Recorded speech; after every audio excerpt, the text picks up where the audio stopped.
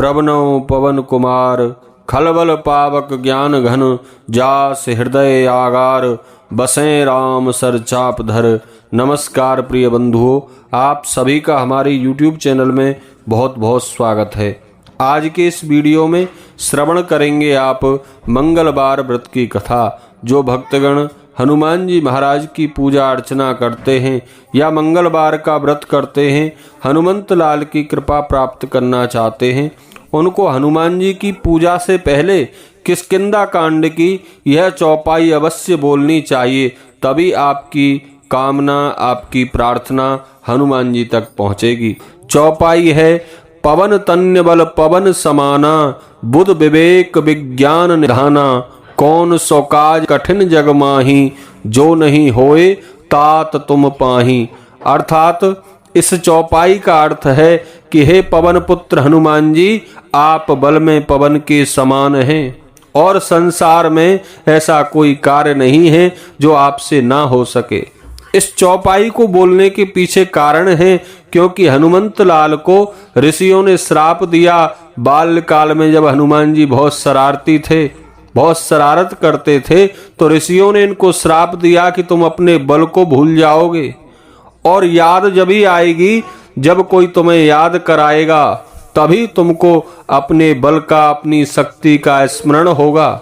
इसीलिए जब हनुमान जी महाराज माँ सीता की खोज के लिए समुद्र के किनारे बैठकर आपस में सभी वानरों से चर्चा कर रहे हैं, कोई कह रहा है मैं जा सकता हूँ, अंगद ने कहा मैं जा तो सकता हूँ लेकिन वापस आने की गारंटी नहीं है। तब जामवंत जी इस बात को जानते थे कि हनुमान जी महाराज अपने बल को भूले हुए हैं। उस समय जामवंत जी ने यह चौपाई बोली थी, यह किष्किंधा कांड की चौपाई है। तब हनुमान जी महाराज को अपने बल की स्मृति हुई, याद आया और फिर उन्होंने कनक भूधरा कार शरीरा, समर भयंकर अत बलवीरा, ऐसा दिव्य सोने के पर्वत के समान विशाल काय शरीर उनका हो गया और जय श्री राम बोलते हुए श्री हनुमान जी महाराज समुद्र को लांग गए। बंधुओं, आप जब भी हनुमान जी की पूजा करें, व्रत करें, चोला चढ़ाएं, सबसे पहले हमें इस चौपाई से हनुमान जी महाराज को उनके बल के बारे में याद कराना चाहिए। उनको याद दिलाना चाहिए कि हनुमान जी महाराज आप सब कुछ कर सकते हैं, तो मेरे इस छोटे से कार्य को भी सफल कर दें। इस प्रकार प्रार्थना करेंगे तो आप देखेंगे बहुत जल्द आपकी कामना पूरी होगी। तो चलिए श्रवण करते हैं मंगलवार व्रत की कथा। एक बार प्रेम से कहिए, बोलिए हनुमान जी महाराज की जय। मंगलवार का व्रत सुख संपत्ति, यश और संतान की प्राप्ति कराने वाला है। मंगलवार का व्रत रखना बड़ा ही शुभ माना जाता है और इस दिन हनुमान जी की पूजा अर्चना के बाद मंगलवार व्रत से जुड़ी हुई यह मंगलवार व्रत कथा श्रवण करने से ही व्रत पूर्ण माना जाता है। प्राचीन समय की बात है, किसी नगर में एक ब्राह्मण दंपत्ति रहते थे। उनके कोई संतान न होने के कारण वे बेहद दुखी थे।